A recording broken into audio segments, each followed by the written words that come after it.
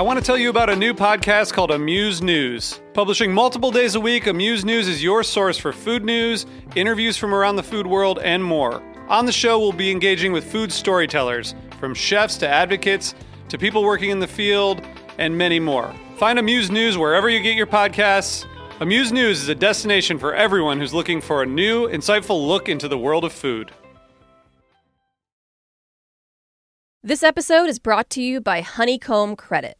Heritage Radio Network listeners can learn more about the power of community capital by visiting honeycombcredit.com/HRN. This episode is brought to you by Just Egg. It's a butter egg made from plants. Bring more customers in your doors with Just Egg. Start with a free sample at ju.st/HRN. This week on Meat and Three, we're turning an eye to food at its trickiest, from imitation olive oil to the pretensions of 3D printers. We were just doing like a birthday party for one of the employees, and we printed a steak just for fun. You know, a grape Jolly Rancher isn't going to satisfy your craving for grapes. So, I mean, in a sense, it kind of multiplies the sensory qualities that we can love in the world. So basically, you culture the cell in a bioreactor, it grows, and then ultimately at the end, you come out with a piece of meat. Tune in to Meat and Three, available wherever you listen to podcasts.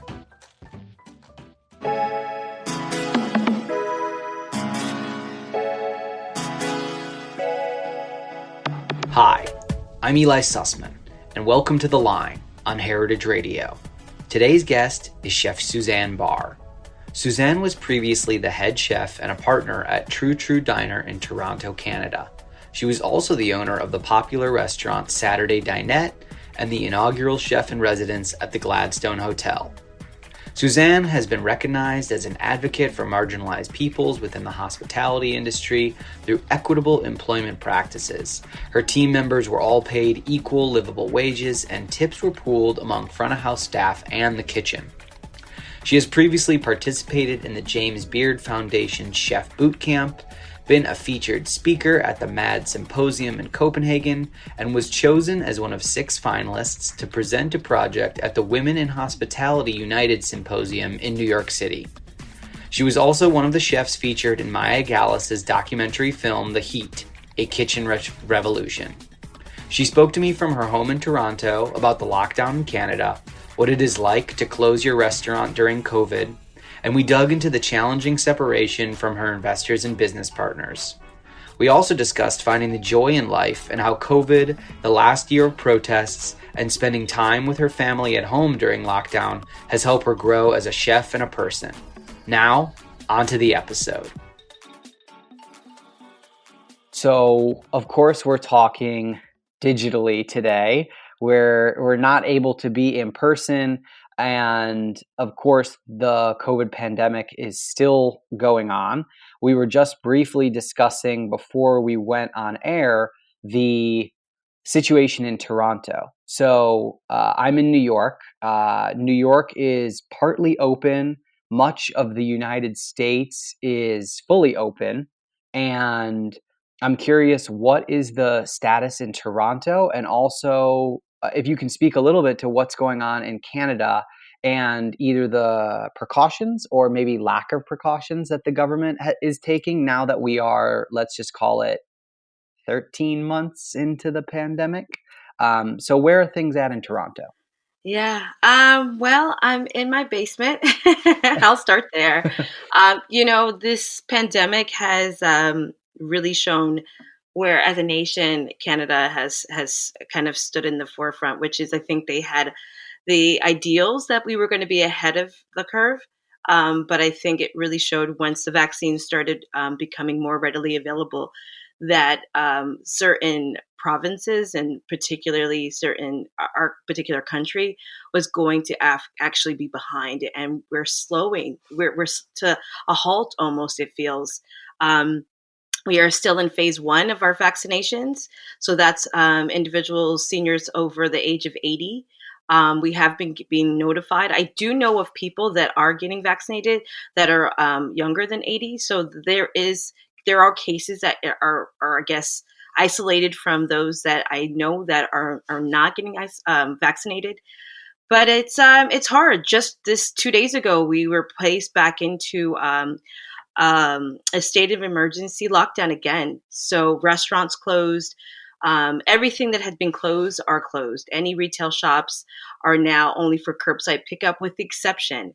I think what the government has placed us in is in a state of emergency, but also in a state of confusion, because there's a lot of people like myself that are trying to, go through the websites, go through any Instagram feeds, any Twitter feeds that are kind of giving you a bit more information, because it's hard to know what you can and can't do. You can go out for exercise, but you can't go out to sit at a patio. You can go to buy a boat, but you can't go to a shop to buy your kids supplies for art. Essential items are the only things that you're allowed to purchase at any stores. So whether you're going to a grocery shop or the dollar store, anything that's outside of food related items are not for sale. So they're actually roping these lanes off, which is very confusing, because I have a young 5-year-old at home.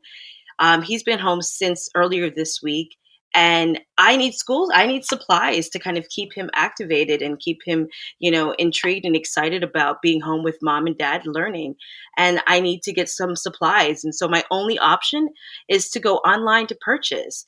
And typically that is, yes, supporting smaller businesses, but it's still a state of confusion. We're still not getting enough information as far as like what is really going on. And there are a lot of conspiracy theories that are being passed around. There's a lot of people that are just exhausted. Mentally, physically, we're just exhausted. We're the longest running country in all of we're the longest running country in North America that has actually been in lockdown. Like, Toronto has really seen the influx of the numbers of the recent gosh, I'm just like rambling, but like there's just so much to say. But Toronto specifically, we've seen, because of the most recent variant, we've been in lockdown, and we're exhausted and we're tired. And, I'm tired of talking about, how am I feeling, because really, truly, I don't know how I'm feeling some days. Some days I'm feeling okay. Other days I'm feeling like there's something missing. There's something not right. There's something that, is not connected for me. And that would probably be that I've not been cooking in over a year as a chef. I closed my restaurant over a year ago. It's so many different things, but I guess it's one day at a time is what I say every day.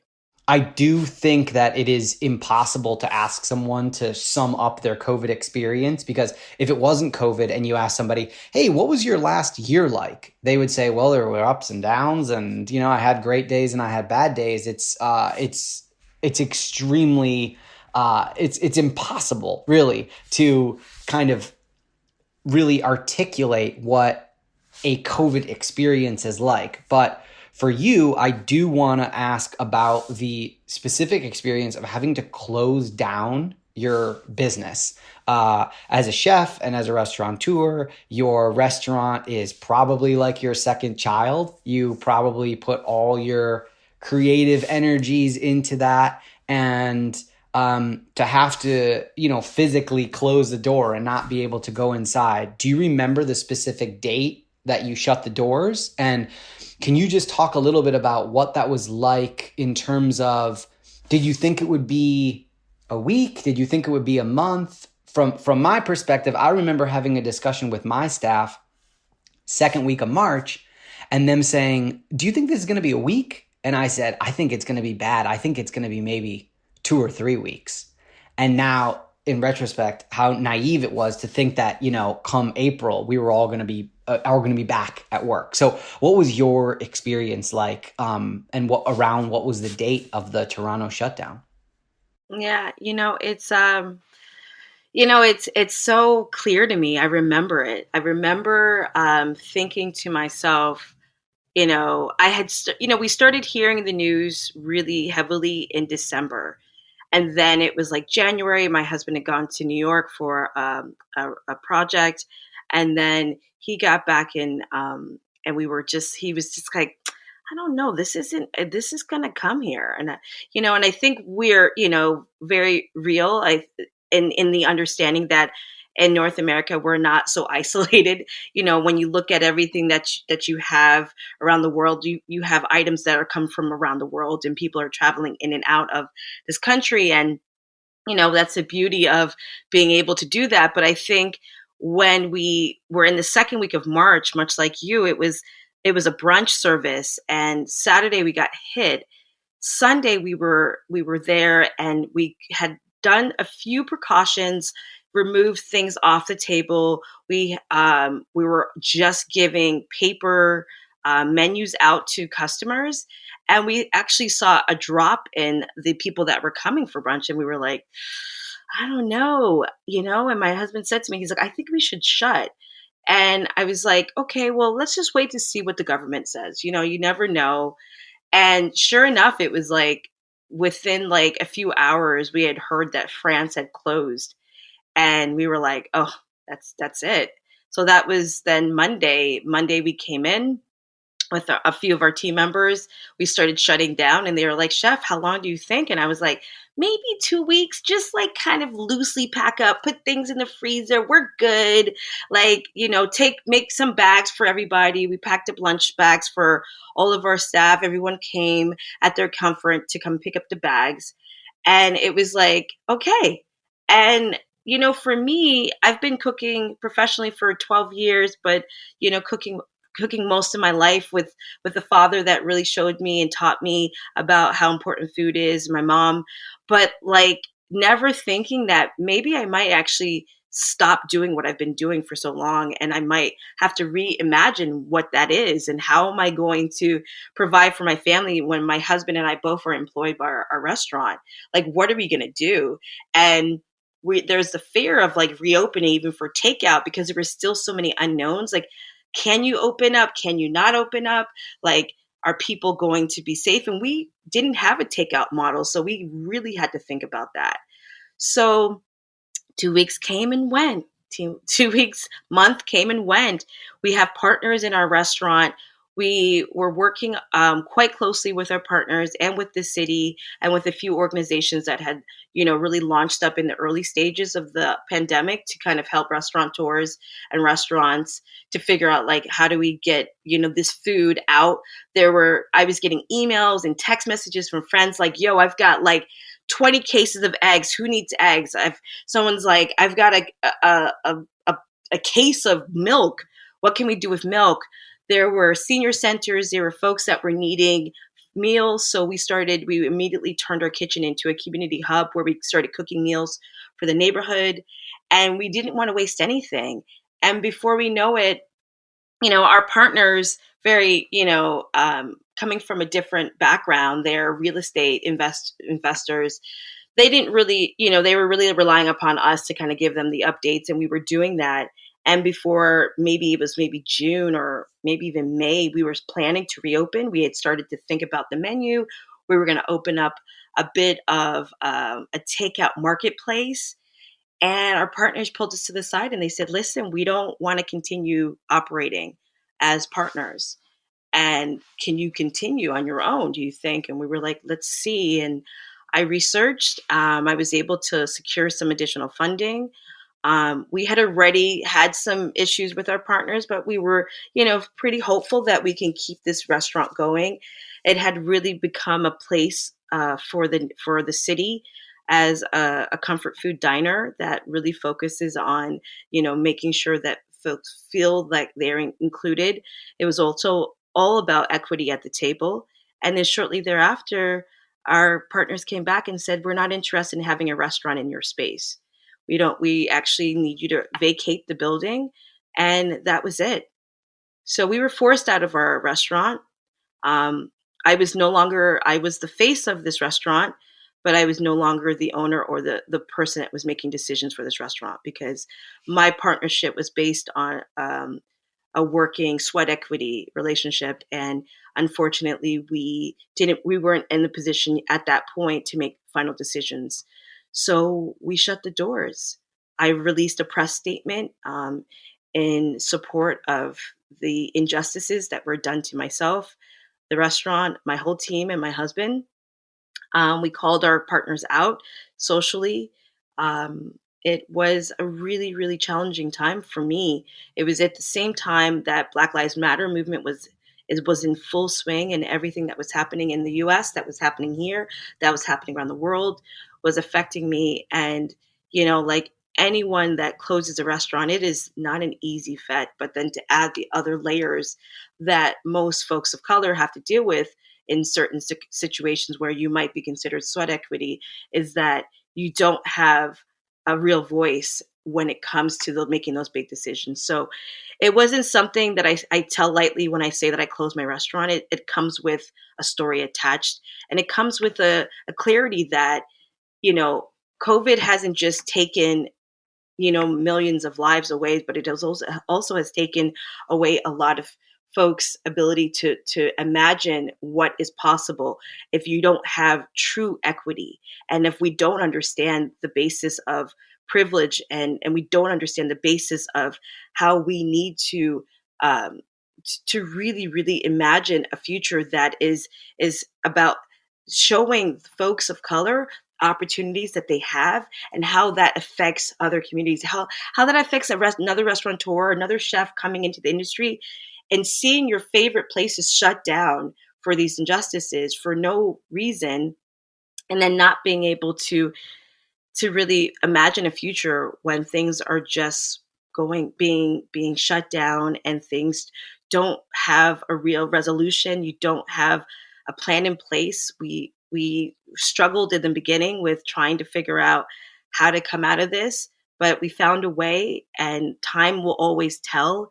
I feel like I am a very, very resilient person. It's a part of who I am, not just being a Black woman, but just who I am being born to Eunice and George. But it also gave me a lot of thought of how important my voice is, and to be able to use that and be able to advocate for folks that sometimes are silenced, most of the time are silenced, are muted, or that aren't able to really stand up, or are scared to. It was a bit scary to talk about what happened. It's never easy to tell somebody your true story of why you maybe failed, but it wasn't failure. We were on the right path. We were on the right track, doing the right thing, paying our staff equal pay. We were paying our staff, tipping system was something that was heading out the door. We were looking for full health benefits for our team. We were giving job opportunities and job placement for those that were newcomers, that were also those that have never worked in the industry. My intention and my work has everything to do with my love for food, and how important this conversation is in my life, and those that have inspired me and continue to inspire me. And that most of the time are the people that I work with. And I miss those folks, and I miss that flexibility, and that freedom, and that self-expression, and that awareness of how important restaurants are in neighborhoods, and what we bring to communities. So we'll see. Did the experience of talking about it publicly, the split from your partners, and being vocal about the situation and sharing the truth about the situation, did that lead to folks rallying around you? Did it lead to people? Did any opportunities come about from that? It's extremely difficult to open up a business. Of course, you know this better than me. It is extremely difficult for a woman and a person of color to open up a business in any country. Do you see any positive avenues moving forward? Will people have either approached you just mentally supportive or financially supportive, where they have now heard your story and they realize that there were injustices in the way that your business relationship and the way that you were treated? Is anything positive coming of this situation? I'm here today. I'm smiling. I'm speaking with you. We're here to talk about an incredible cookbook that features our restaurant, Mm-hmm. True Diner. Yeah. So absolutely. I recognize that, through hardship typically blossoms beautiful things. I mean, I think that we as folks of color, we can relate to that on so many levels when we look at our ancestors and the generational trauma that has lived within me, that is carried on. And I think, whether the opportunities came out of people feeling like we have to hire we have to put a person of color in this, publication or this article, we need someone, we need to highlight Black owned businesses. I think there's a lot of that happened right after. There was a lot of that that's still happening. There were black boxes that went up that, for a lot of people, they didn't really know why they were doing it. They didn't really connect to the purpose of it, but they felt like they had to be a part of the movement, and I think that the movement is still very much, we're still in it.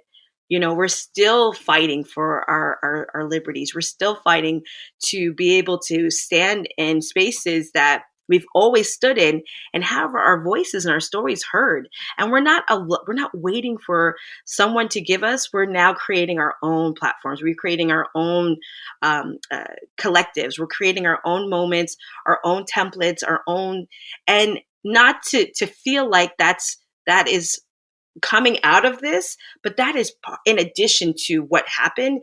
We feel like it's another way to celebrate the work and the food and the stories that come from most folks of color. And I'm excited to continue to receive more opportunities. I mean, for me, it was going on to some national shows here in Toronto, whether it was on TV and on radio, sharing my story. Some articles went to print. I had a few people reach out to me just saying, can I give you a massage? Like, I heard your voice and I just want to let you know that I hear you and I stand with you. To someone just telling me that my words gave them the strength to walk away from their situation, or even my words gave them the strength to be able to feel like they didn't fail in their closure of their project. It's like it's hard to connect when you're in it, because sometimes you're so deep in it and you're just like, you can't see the light. You just, and I was so consumed at the time. But quickly, friends and family were pulling me forward like, you've got this. You've got this. You're supported. We believe in you. You did incredible work. You're going to continue to do incredible work. And I believe that. And there's so many things to be grateful for. I'm grateful that I've had so much time with my family, with my husband, with my son. We never had that time. As a restaurateur, you're, like you said, your restaurant is your second baby. For me, my restaurant became a part of my baby. It was my first child, my first restaurant. And then this project became the place that my son was most times. He had dinners there, he had lunch there. And, now we're home and we're embracing the time we are together. We're sitting at a dinner table. We're looking at each other. We're going on walks. And, my life has really shifted over the year, but I'm very grateful for the shifts and finding the silver lining moments, because I think those silver lining moments are what matter the most to be able to wake up the next day and recognize, okay, I might not feeling good today, but I also recognize that yesterday was yesterday and today is a new day. When you're talking about this new time that you found and sort of a new perspective during COVID and being empowered during a time frame of intense pain and heartbreak, has that changed your perspective at all on whether you would like to reopen a traditional restaurant that, has staff and customers come in? Or have you sort of reevaluated what you might want to do in 2021 and 2022? If it's going to be similar to True, can you talk a little bit about that? And if it's going to be something completely different, or you're still kind of dreaming it up, I would love to hear like where your head is at on future projects based on what you've taken away from the new time and the new perspective of not being in the grind every minute of every single day. I mean, I miss the dance. I miss the line. I miss the dance so much. It's like, like we don't really know what we miss until we actually don't have it. And I really do strongly believe that. And, Like I was always craving a day off, even though I was working 7 days a week at the time. But being able to take a day off and have a year off and really, contemplate, can I do this again? I mean, when I closed my first restaurant, I absolutely was like, I'm done. I'm done. I'm done. I'm done. Do not ask me. Do not even spread any rumors. But I did. I was an executive chef at a hotel. I've opened up many projects since my first restaurant, and opening True, I think because it had so much of me in it, and it also had so much of my partner and my manager. The three of us really molded this space into making it a real, true, inclusive, socially focused restaurant. That was our whole intention. So you asked me today if I'm going to do it again. Absolutely. Abso-motherfucking-lutely. Like I love what restaurants bring to neighborhoods, to communities. I love what restaurants bring to me in my life. I love that it is a space that will allow me to put my creations on a plate and I can tell a story. At the same time, I love doing that. I also love the ability right now to be on radio, to talk to journalists, and to also provide folks, a cooking experience online and doing the many other things that I've been doing, and that is all came out of COVID shutting things down and me, having to reimagine what's next for me, and then me being excited that I can do anything I really wanted to do right now. And I've done that and I've embraced it. But I think there is a lot of excitement about when I am ready, where it's it going to be, how is it going to, what is it going to inspire? True, like Saturday Dinette, the whole focus was around diners, and I love what diners have historically been in the past and what they will be in the future. And I love to think about how we are going to eat in the future. And I love to think that I can actually continue to be a part of that future thinking. So yes, I welcome, the opportunity but I think I have a lot of strength now and in knowledge that I would go about it a lot differently. Those lessons that learned from those two projects in my life are going to prepare me for when I am ready to open, and what is it going to look like, and how am I going to mold it? Because I don't know if we're going to see the traditional, I don't know if the traditional sense of restaurants are going to look the same. I don't think they are. I think it's going to completely shift. I mean, we hear talks about ghost kitchens. We hear talks about the takeout model, the marketplace. We hear so many different pop-up ideas. I mean, it's just, you can't just expect that whatever we knew before is going to ever be again. I think we're going to just welcome the fact that whatever we're going to look like, we just got to make sure that we're taking care of those that matter the most and that make up and create and tell a story around that food, and support us in creating these concept restaurants. And help us support our local farmers, and so help support our team with their mental health, and how do we value, folks that work with us. I think the traditional sense of restaurants has been working for the amount of people that have used it and abused it. And I think that tradition is changing to something quite interesting and amazing. And that is the part that I want to be a part of, creating a new tradition for this industry, not thinking the archaic ways that we've been utilizing for so long, and how they're not necessarily broken. They just weren't working, and they weren't thinking about me and folks of color like me. So what I'm trying to create is a new future of what restaurants and what hospitality and what storytelling and what putting food on the table and what working with incredible artisans and farmers and purveyors and those that are telling and creating culinary experiences that really uplift and share and create and bring people in and bring people back together and find a way to really, really, really, tell those stories that we don't always hear, and share the food that we always don't get to eat. And that's what I want to be a part of, truly. We've been talking a lot about the future, and we will continue to discuss more things about the future, but I actually want to jump all the way back to the beginning. You have dual citizenship, right?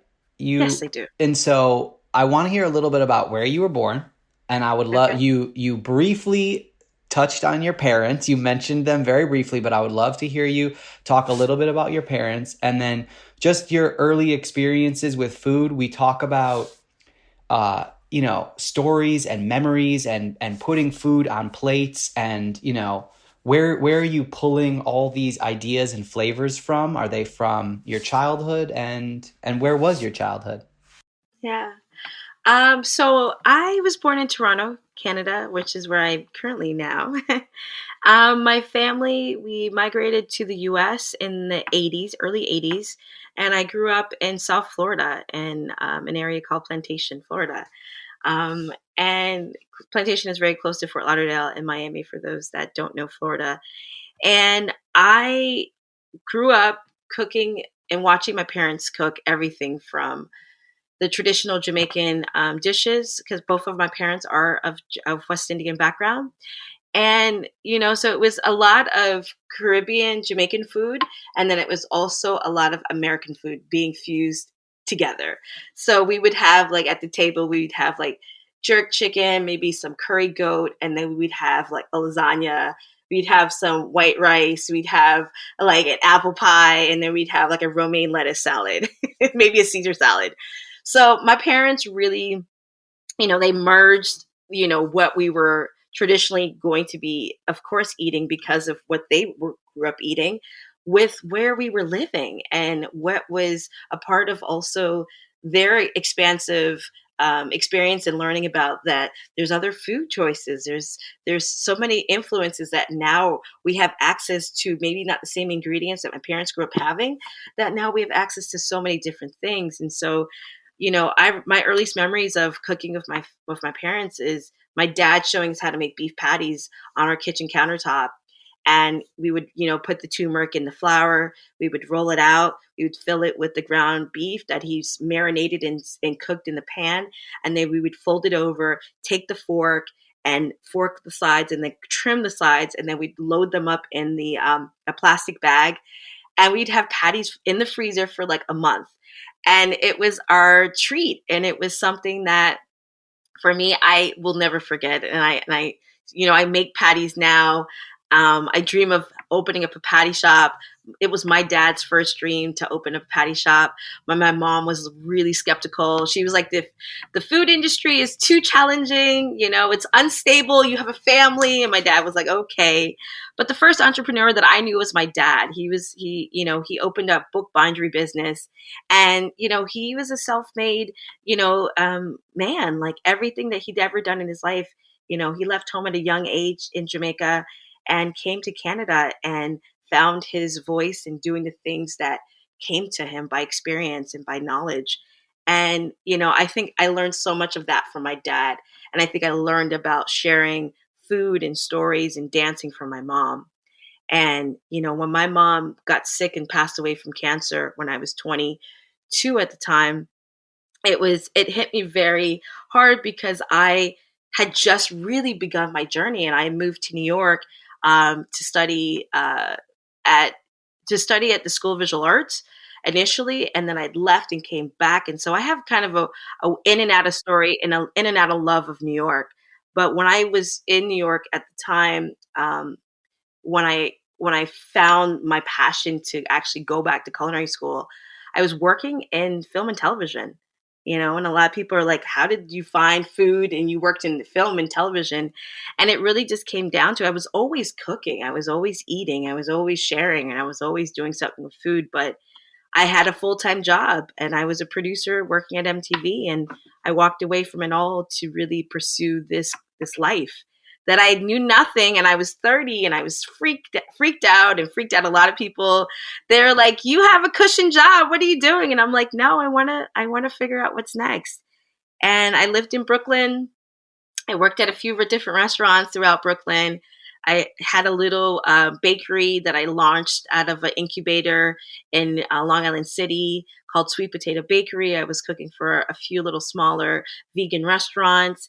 And, my story, it's interesting because a lot of people say to me, how can you just continue to reinvent yourself?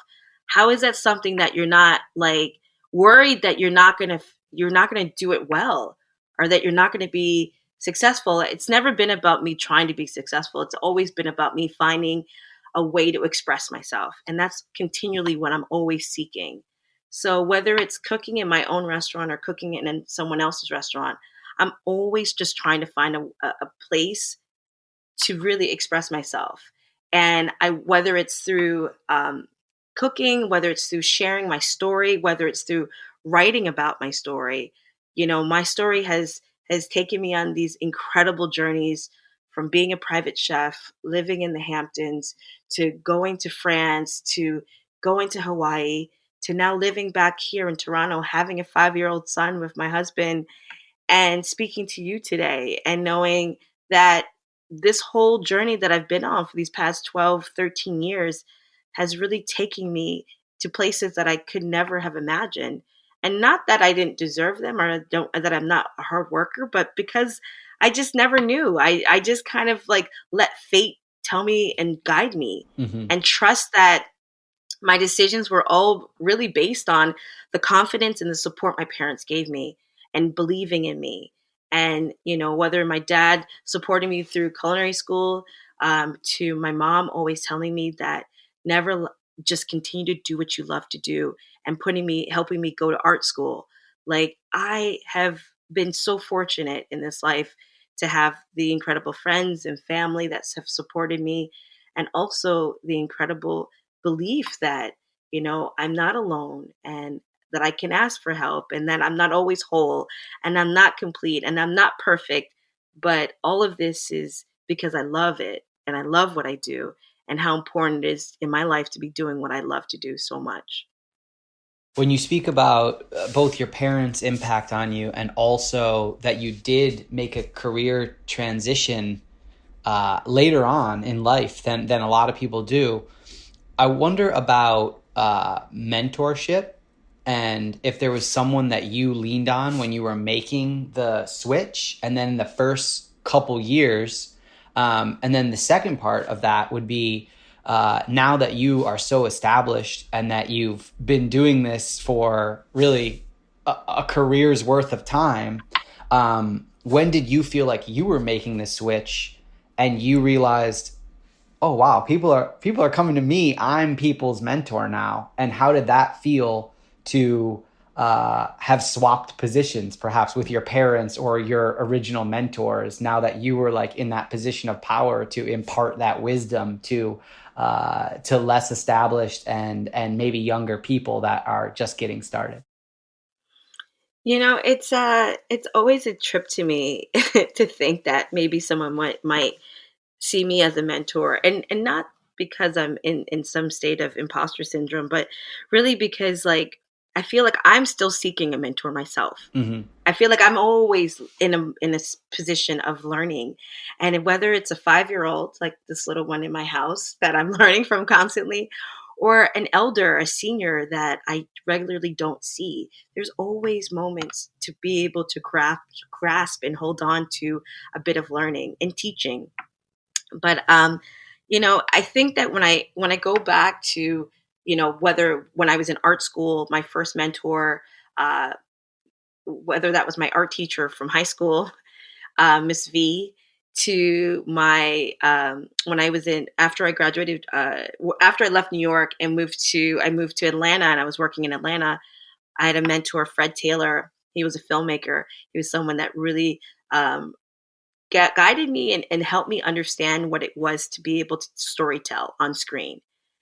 Fred gave me a lot of just tricks of the trade, and also he gave me a lot of just confidence, and knowing that just because you're Black and you're a woman, that doesn't mean that you can't do this, or that you're not experienced enough to do this because you didn't maybe graduate from art school. He's like, you can do this. He's like, you're always telling your story. You're always being able to do what you've been born to do. And that is to be a creator. And I was like, okay. So Fred Taylor to then Chef Lisa, who I worked with at a restaurant, a little cafe, when I moved back to New York. And she gave me my first job in a kitchen. To then Chef Abdul, I've had many people in my life, my Aunt Hilgay to my Aunt Uncle Raymond, to my cousin Nicole, to my sister, that have always been seekers, supporters, voices. They've been arms width away from me. They've been able to extend themselves of giving me a bit of support that I would need in the time that I needed it. And I see how important it is to feel supported, and to be able to tap into those folks when you think you need them or when you don't think you need them. At any time that you can tap into someone that is within your community or your network, or someone that you don't even know.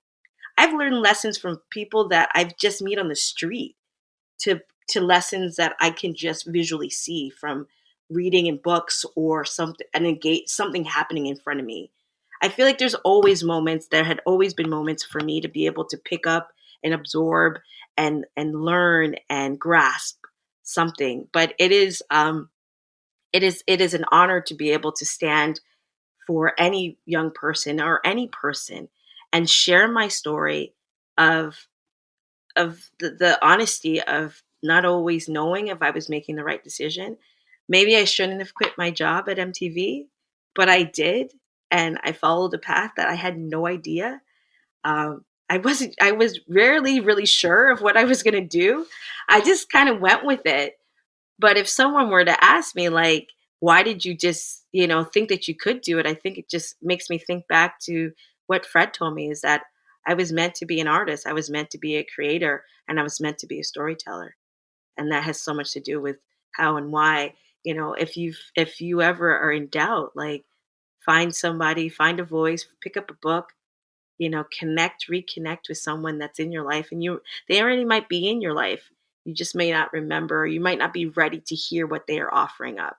And that's another thing, is that, recognizing that we're not always in the receiving space of adhering to support and mentorship. It's always sometimes there and sometimes it's not there, but it has so much to do with when you're ready to be mentored, and when you're ready to be guided and led, and when you're also ready to do that for someone else. It's one of the main reasons why I love food and being in this industry and working on this show, is that just hearing the stories and listening to how people come up with their ideas and create their vision and execute their vision. And like what you said, there's no point where, you can't gain all the knowledge about food, right? And like you said, you're looking for a mentor still, even though you are a mentor. It's like whatever level you rise to, whatever you could possibly learn about your corner of the culinary space, there's always going to be more. There's always going to be more to explore. There's always going to be more food to taste and more stories to hear. And that's what I think is so amazing about the industry. It's too vast. Like, we could never fully wrap our hands around it. And while that is daunting, it's also, there's something so satisfying and exciting about it at the same time. So true. We're going to take a quick break. Stick with us here on Heritage Radio Network. This episode is brought to you by Honeycomb Credit. Heritage Radio Network listeners can learn more about the power of community capital by visiting honeycombcredit.com/HRN. We all know that food businesses like yours are the backbone of your community. You make your neighborhood a more delicious place to be, and your customers are hungry for more. Food businesses across the country are working with Honeycomb to open new locations, buy equipment, and grow. You too can unlock fair growth capital by allowing your community to invest directly into your business. A crowd-funded loan from Honeycomb deepens your customer relationships and gives them a whole new way to engage with your business. You'll also get access to thousands of local investors in the Honeycomb network who are passionate about seeing food businesses succeed. Honeycomb is the community bank of the 21st century. Fair rates, flexible terms, and no prepayment penalties. Honeycomb has proven to be an invaluable growth tool for all kinds of businesses, from James Beard-nominated restaurants and upstart food trucks to organic farms and award-winning breweries. Best of all, with Honeycomb, you're paying back your neighbors, not big banks. To learn more about how Honeycomb Credit can help grow your business while building vibrant, financially empowered neighborhoods, visit honeycombcredit.com/HRN. This episode is brought to you by Just Egg. You can't have plant-based breakfast without a plant-based egg. Just Egg is now the fastest growing egg brand in the United States. Bring more plant-based customers into your doors with easy-to-use Just Egg. You can get started with a free sample. Just head to ju.st/HRN. Made from plants, Just Egg is a better egg for you and for the planet. It's healthier, with no cholesterol and less saturated fat.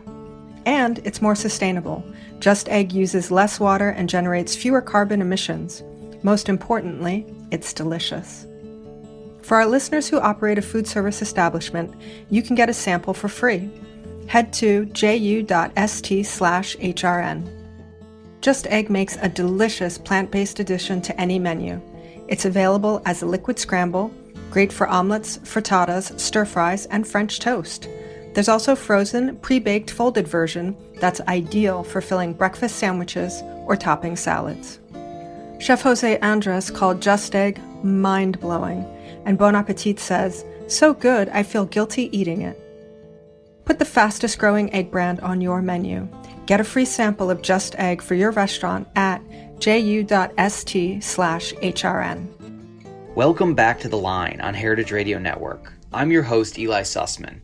Here's the second half of the interview with Chef Suzanne Barr from Toronto, Canada. So, there was True True, and there was, was it Saturday Dinette or Saturday Diner? Yeah. Saturday Dinette. Saturday Dinette. Dinette. Yeah. So I love diners. I feel like we could have talked for an hour about diners. I have a lot of wonderful memories being a kid with my grandpa going to the diner. I'm from Detroit, so they're often Greek themed or Greek inspired diners, sort of mixed in with classic American food. And, you get a big old milkshake and you get a burger as big as your head. And, maybe grandpa lets me get a plate of French fries for myself. But it was not that expensive. And I always remember in Michigan, still when I go back, it is this place where it's just incredibly economically and racially diverse. It's like there's something for everyone. There's a doctor on their lunch break, sitting next to a construction worker, sitting next to a family. Okay, so those are some of the reasons why I love diners. I would love to hear about, why you put diner in the name of both places and the food that you create within those restaurants and that you have created at some of your other jobs. Where do you draw inspiration for that? And and if you can also speak a little bit to, I saw you reference in an interview the historical elements of diners as well. And if you could speak to that, I would love to hear your perspective. Yeah. I feel if I can remember back to when we first opened Saturday Dinette, I was very confused on what I wanted to do because, I was trained as like a vegan chef. Then I went to Hawaii, worked at a vegan restaurant. Then I worked with Beverly Gannon at her restaurant.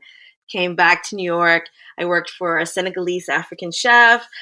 I've had so many different incredible experiences around food that I really was like, what do I want this restaurant to be? The name came from Saturday De La Soul's track. We were in the car, me and my husband, we were listening to the radio. And we had just made an offer on the property for a lease. And we were like, what are we going to call it? And Saturday came up and it was like, this is my song. And everyone that knows me knows music is such a big part of why I love food and what I do.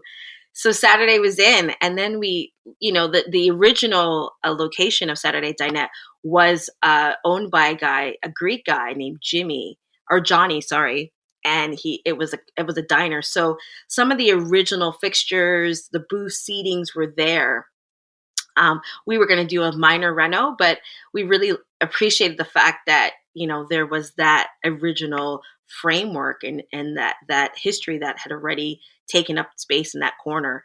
So dinette is a small alcove, and it felt feminine and it felt like me, and so that's really kind of how the name came about. But when we first opened, like, because I'd spent so many years in New York and I'd worked as a private chef, I was making like Jewish, like deli style, New York style food. Cause I was like, we had sweet potato latkes on the menu. I was making gravlax. I was making so many different things that were coming at me from my past within like the last year or so. And so I was like, okay, I'm gonna bring a bit of Brooklyn to the corner in Leslieville in Toronto and tell a story. And then I think over time, I really started to do my own research on like, what is my connection to diner? Because I didn't grow up going to diners. Like my grandfather, I didn't know my grandparents when I grew up. It was really my parents that I spent time with. And so diners didn't really have a connection other than when I lived in Brooklyn. I lived right around the corner from Kellogg's Diner, and I used to go there all the time. So that was my connection to diners. But I obviously knew the history of the civil rights movement, Woolworths, the early diner experiences, and preparing these students for going to these marches and protests by preparing to sit in, have people spit at them, yell at them, create the most hostile environments to scare them out from not sitting at these establishments, even though they were restaurants that were catering to those that were traveling, those that were looking for a hot meal. And so there was that part of the history of diners. And there was also the part of the history of Black women and being in the forefront of creating a comfort food, selling it to folks that were taking trains, going cross town or buses, whether it was a chicken sandwich, whether it was a box of food. And so there was that sense of community. There was that sense of history. There was that sense of comfort. There was all of these moments where I started to really think and talk with my husband, and we just started to put everything together. He grew up in restaurants because he's Greek. And so we were like, this is a story in itself. And we started to, download and print some images that we wanted to put on the wall that really supported our theory and our desire to really kind of make this a big part of why diners are so important. So on our walls, we had images from Woolworths to images of Martin Luther King, his mugshot.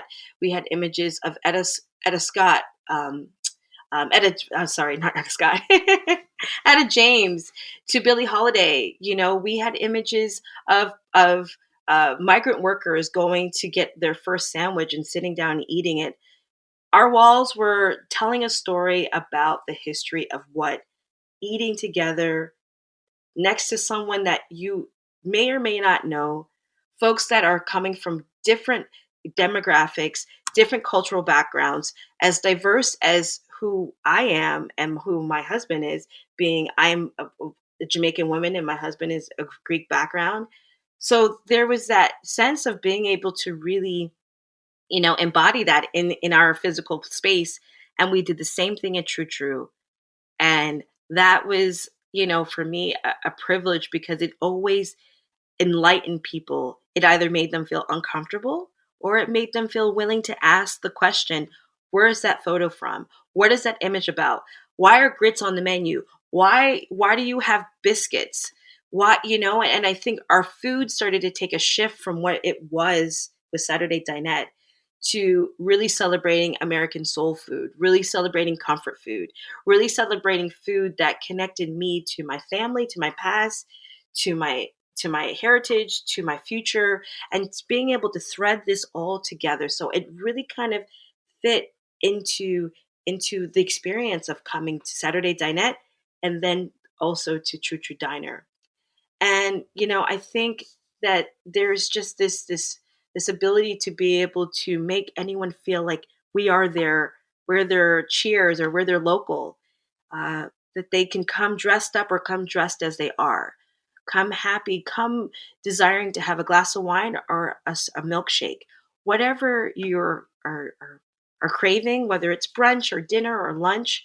We wanted to open our doors to a space that really told a bit of that story, a bit of my story of Jamaican heritage, my Greek husband's heritage, and the story of how, diners are about all of that, the diverse makeup of people, the cultural flow of us working together, eating together, and celebrating this, the history of all of that, and the fight, the struggle that was once there, that is still there in restaurants, that we are fighting for people to hear our stories and our voices and our food, but appreciating it in our spaces. And that's what True True was about. It was about appreciating, highlighting, lifting up, inspiring, giving birth to more conversations, creating it as a hub, creating it as a place where that would enlighten people to just be able to share, come for your wedding, your birthday, your anniversaries, whatever it might be.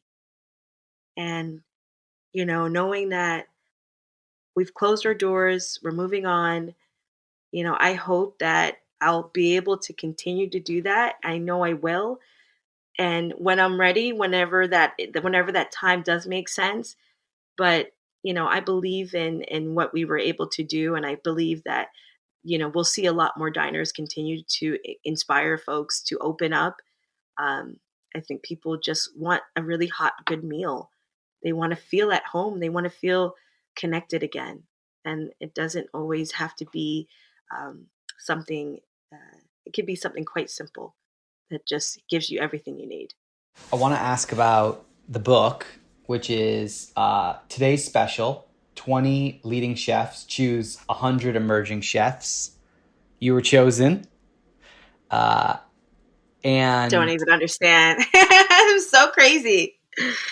Well, I would love to hear what you have to say about being included in this book, and how did it come about, and how did it make you feel when you heard that you were going to be included as one of the 100 emerging chefs as part of the book?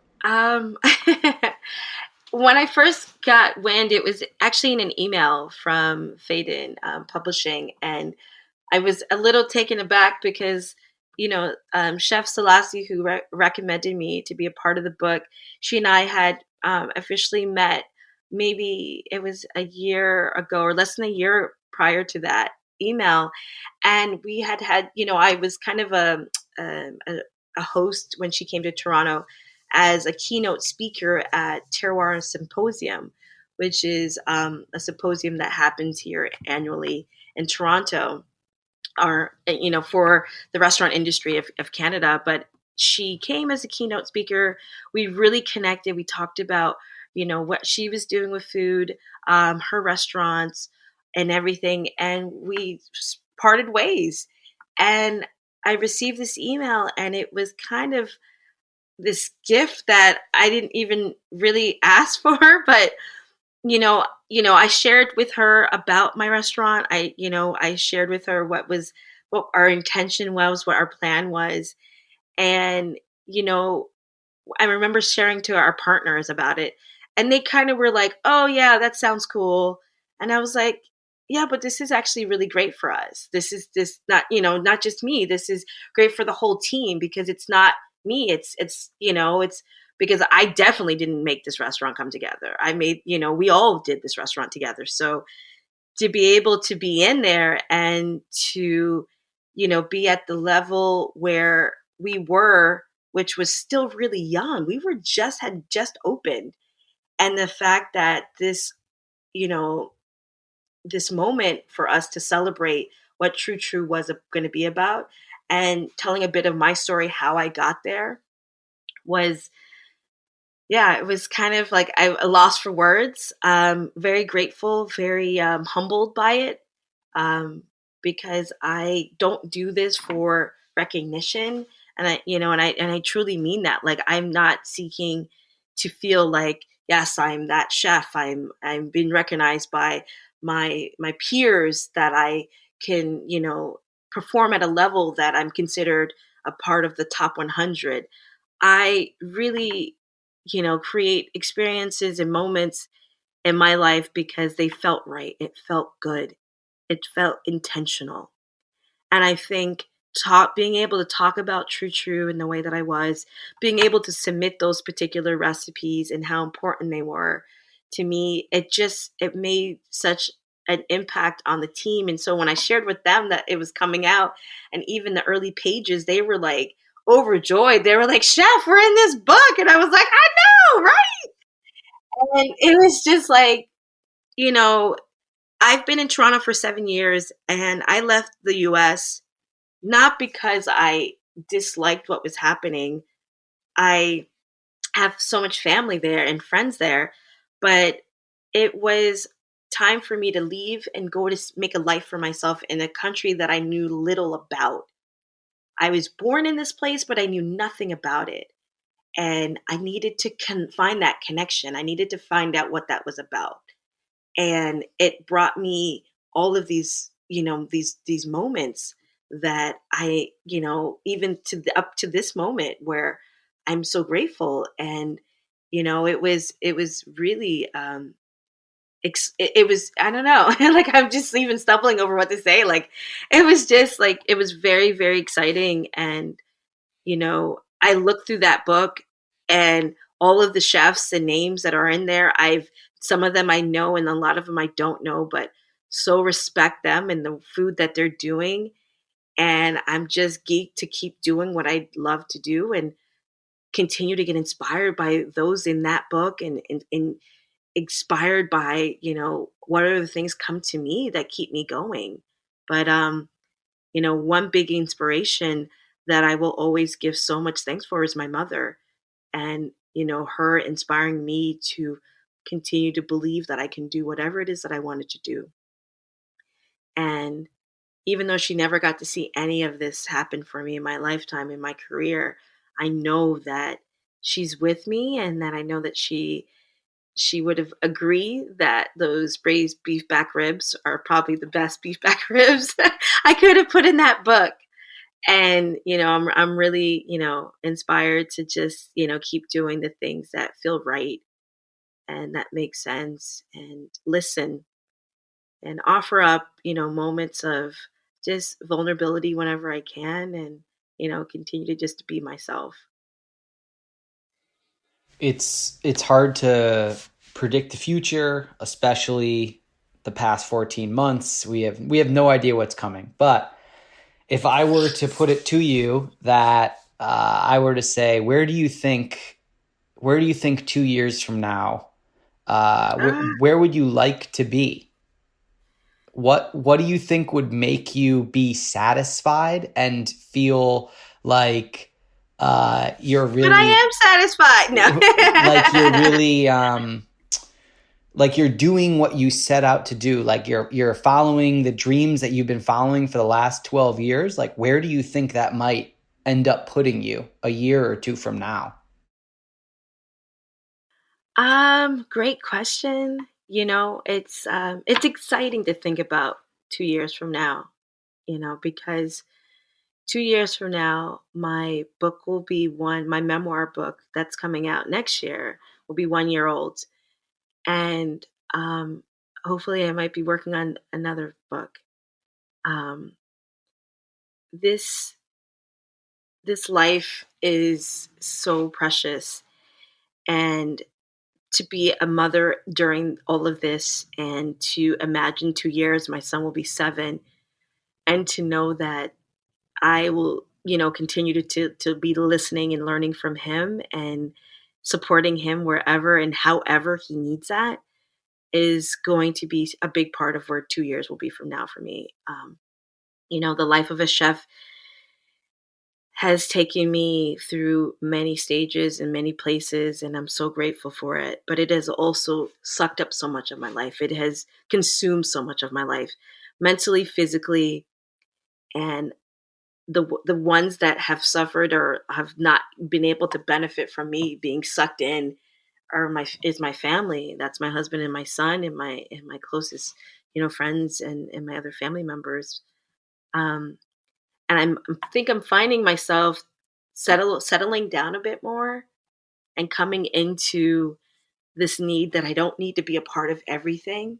So I hope in 2 years that whether I'm, working on another new book or opening another restaurant or opening up a culinary school or teaching or whatever it might be, that I will be at a place in my life, hopefully in 2 years. And I see that quite positive. And I can say that confidently now. In 2 years, I will be at a place where I will be a lot more, I will find my ways to find my center more easily. And I will be able to, make decisions not too impulsively. And I will be able to make decisions that feel very grounded, because coming out of a year and possibly 2 years of not doing the thing that I thought I was going to do for the rest of my life, to having to slow down and rethink and reimagine, I'm like, dude, I want to just continue to find the moments where I'm like, that email that I didn't get to today, I'll get to it tomorrow. That recipe that I need to write and send to my editor, I'll get to it tomorrow. that park bike ride that I'm going to go on with my son, let's go. Continuing to find my center, continuing to find the things that matter the most to me, continuing to advocate for people, continuing to call out inequities, to call out and call forward ways to create more equality in workplaces, specifically within the hospitality industry, to continue to enlighten and envision a future that is bright and that sees me and other folks of color and other women and other folks that are accepting of who we are and what stories we are telling around food. That's where I see in 2 years. That's where I see in 2 years. Chef, thank you so much for speaking with me today. Thank you. Let everyone who's listening know where they can reach out to you or, follow you. If you have a website or an Instagram that you wanted to share with everyone, shout it out. Yeah. So you can find me on Instagram or Twitter at Suzanne Barr Food. And as far as my website, same thing, SuzanneBarrFood.com. Follow me. Let me know what you think of inspiring conversations about food. And let me know what I need to know to be able to really imagine what a bright new hospitality and industry is going to really be for us all. Does the memoir that's coming out have a title that you can share? And is it available for pre-order yet? Or are you still working on the pages? Pages have been delivered. We are working on the cover right now. Congratulations. That is a big moment when you deliver the pages. Pages have been delivered. So the book comes out next year, April, exactly 1 year from today. Wow. The title is Homecoming, Looking Back, Cooking Forward, and that'll be with Penguin Random House. And pre-order probably will be maybe December, January, I'm assuming. I don't really know how that works. I'm still learning the tricks of the publishing trade. Memoir or recipes combined? Yeah, so it's really my story, my parents' migration story around food. It's all about food, me coming back to Canada to really tell my story and my family story of how these recipes have inspired me to continue to create.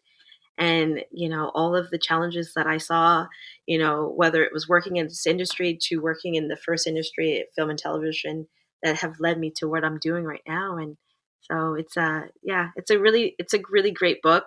I think a lot of people will find a bit of themselves in the book. There's a little bit of the whole lot of me in it, but there's also a little bit of my mom and my dad and a bit of a Jamaican patois. So if those that want to get back to their roots, please pick up Homecoming. All right. So you have a big year coming up for sure. That's really exciting to hear that the book is coming out, and congrats on finishing it, because that in and of itself is a huge amount of work just to put all that down on paper. And then you got to send the send button and you got to be mostly okay with everything that ended up in it. Listen, well, the beauty is that I have an incredible writing partner, Suzanne Hancock. She has been with me the whole journey, 2.5 years in the writing. And we hit send, and we are right now just like overly excited to like see it all put together and to, step into the next phase of next year, what that means. Because we actually might be able to do a book tour with it if, depending on what COVID and the restrictions would be. Amazing. Internationally. Amazing. So. I would love nothing more than for you to be able to do a book tour and have people come out and see you and eat your food and be able to ask you questions in person. Let's hope that is what is in all of our futures. And I'm going to put it down on the calendar. We're going to talk again in 2 years, and we're going to check in and see how everything is going and what has happened over this time period. Chef, thank you again for taking some time on this Saturday. I hope you go take a bike ride or something with your son. That's exactly the plan. How did you know? Amazing. It's a beautiful day here in Toronto, so I'm on it. Perfect. Well, enjoy the rest of your day, and my best to you and your family. Hopefully we'll be out of lockdown soon. Toronto will hopefully emerge from this lockdown. Until then, stay safe and be well.